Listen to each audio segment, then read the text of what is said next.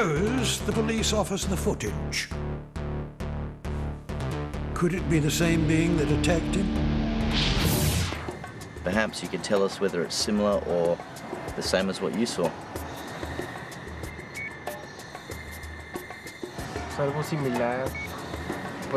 I saw something similar, something that went up and curved, and then it came back down and it went up again. So what do you think we're looking at here? Do you think this could be the witch? I can't say, but it looks like the same witch as the witch I saw.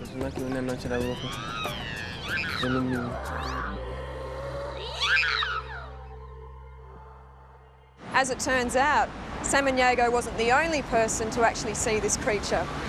Fearing that no one would believe them, 3 other police officers kept quiet, only coming forward when Samaniego's sighting became public. Bajamos a lo que viene siendo el lecho del río Santa Catarina. We were going to the Santa Catarina River. Then we saw it in the middle of a football field. We saw this bulky thing. The color was a dark gray and it was shiny. It resembled bat wings. We put the high beam on it and it was enormous, almost 7 feet tall. Then it shot up in the air, looped around the car, and then it just went along the river and disappeared at a tremendous speed. Do you think it's at all possible that what you saw was simply a bird or a bat or some sort of optical illusion? No es una ilusión óptica.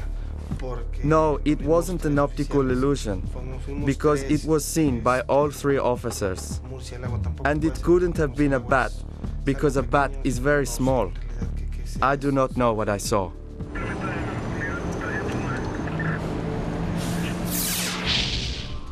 Mexico has a long and colorful history of winged creature sightings.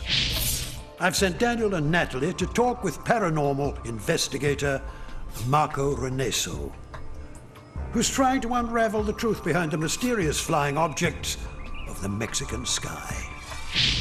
He's particularly interested in a creature nicknamed Hombre Pajaro, or the Birdman, who first appeared in the 1980s.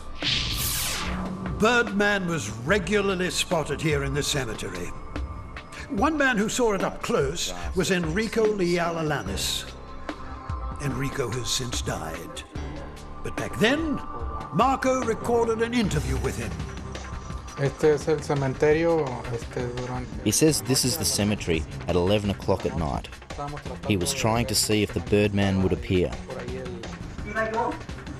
Now he says this is Enrique, explaining that this is the exact spot that he encountered the Birdman, and that how the Birdman started going down the road. And that Enrique is explaining that it was like an animal, not like a man, that it had feathers and wings, and then spread its wings and flew away. Do you have any theory about what this creature could possibly be? Possibly it might be a living fossil that has not yet been categorized by zoology.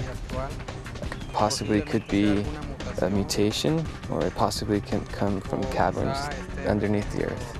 What do you think the Birdman is? For a start, do you think it's real or supernatural? No, I believe it's a very real creature. I don't think it's a paranormal creature.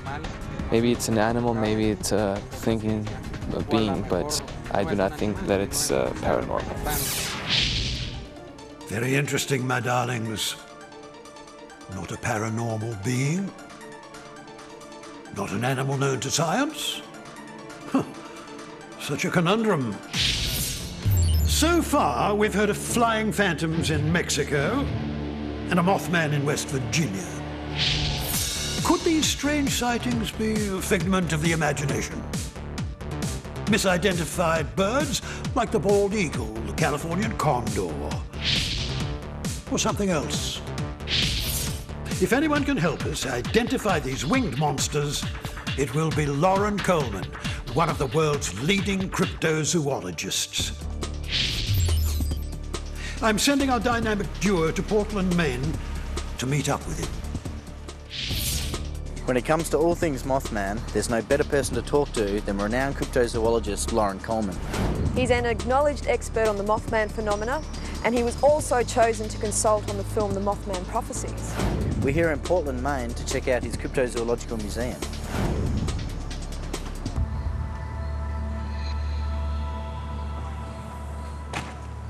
I've been amazed at how many different theories there are on Mothman, from government conspiracy to big bird to supernatural being. What do you think it was?